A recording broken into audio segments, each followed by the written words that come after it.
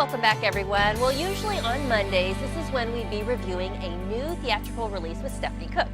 But today, she's here to tell us about another fascinating story and how it inspired a Hampton Roads show summer series about everyone's favorite place, Home Sweet Home. And this one is not just any home. And Stephanie was so excited when we got started with this series, and everybody's been mocking me about it. But you know, it is pretty cool, but you definitely have a passion for this stuff. I do. I love old stuff. I minored in history in college, and I just love it. And Hampton Roads is so full of history. Right. So inspired by the New York Times bestseller Empty Mansions, and it's written by an NBC reporter, Bill Dedman, and Paul Clark Newell Jr. It tells a story of Huguette Clark and her family, and that is an amazing story. It's a whole copper fortune that she had, and all of her houses, she had different houses, and what happens to those houses, and they were frozen in time, these houses. That's when we saw these photos of Bellsguardo, a home of the grandest proportions on a beachfront hillside in Santa Barbara, California. It really is an American castle, and it's frozen in time since the early 50s, yet it's not abandoned. They hired caretakers to take care of the home and everything in it. First class condition, just like the photos that you see here. And the deeper we got into the story of this house, the more we wondered if there were any empty mansions in Hampton Roads. So this is the story of the Hill House in Portsmouth in our brand new summer series, Historic Homes.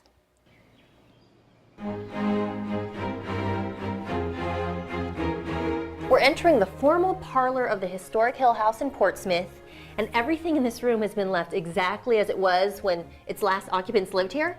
Yes, and that was 1963. Wow, but the history of this house actually goes back much further than Correct. that. This house was originally built circa 1825. The first permanent occupants were the Hill brothers, and they married two Collins sisters, which were part of Old Town also. And the one brother had 5 girls and 1 boy, and those occupants stayed in the house. None of them married. The last sister passed away in 1963, as we said earlier, and what happened was, at that point in time, that's whenever the house was given to the Portsmouth Historical Association, and all of its contents are exactly the way the family had left. It is 4 floors, and the less formal guests would have been greeted downstairs in the English basement part of the house. And when you walk into the first room, which is, we call it the flop room, which we nowadays we walk into our living rooms and just flop down onto our sofa. That's basically what they would do. That was a less formal part of the house. Then the dining room was downstairs also. And that led also back into the detached kitchen. Then if you walk upstairs to the second floor, which are the 2 parlors connected here, where the more formal guests would have been greeted, you knew if you were important, this is where you would have been greeted. They had 4 presidents that actually visited this home. The first president was Polk, then Buchanan, Fillmore, and Tyler visited the home. This is the parlors they would have been greeted in, and probably maybe had some tea, had some socializing going on with the men, and actually just came here to relax and visit. Then we also walk into the back to the room above the kitchen, and that actually was Grandma Collins' bedroom. Then you walk up to the 3rd floor bedrooms, and that's where the 2 brothers and the 2 sisters would have first lived. Then you walk up to the 4th floor, and that is where the children would have slept. All right, so you mentioned the kitchen and how they used to be, I guess, a separate part of the home that wasn't even attached, and later on it was attached. Tell me about the evolution of the kitchen. Absolutely. The evolution of the house is most evident in the kitchen. And what you will see is you will see in the back of the kitchen where they actually had a fireplace where they would have cooked their food. And then in front of that fireplace currently right now is a U.S. Army range cast iron stove. And then to the right of that you will see a 1950s electric stove along with a GE electric refrigerator. Also, it has Portsmouth's first electric dishwasher. When you walk into this house, it's like the family went out on a Sunday stroll but never returned back to the house. It's very unique because you don't have many of those homes in the United States where everything in it, down to their clothes hanging in their armoires, are original. All homes have a story to tell, and this one definitely has years and years of history. Now, how can people come down and learn more about the house and get a feel for it exactly as it was left from 1963? We are located at 221 North Street in Old Town Portsmouth. Okay. We also have tours every Wednesday from 12 to 4, and we're also found on Facebook. So those are many options if you want to become part of this history and come check it out. All right, sounds great. Thank you for giving me this great tour of this beautiful home.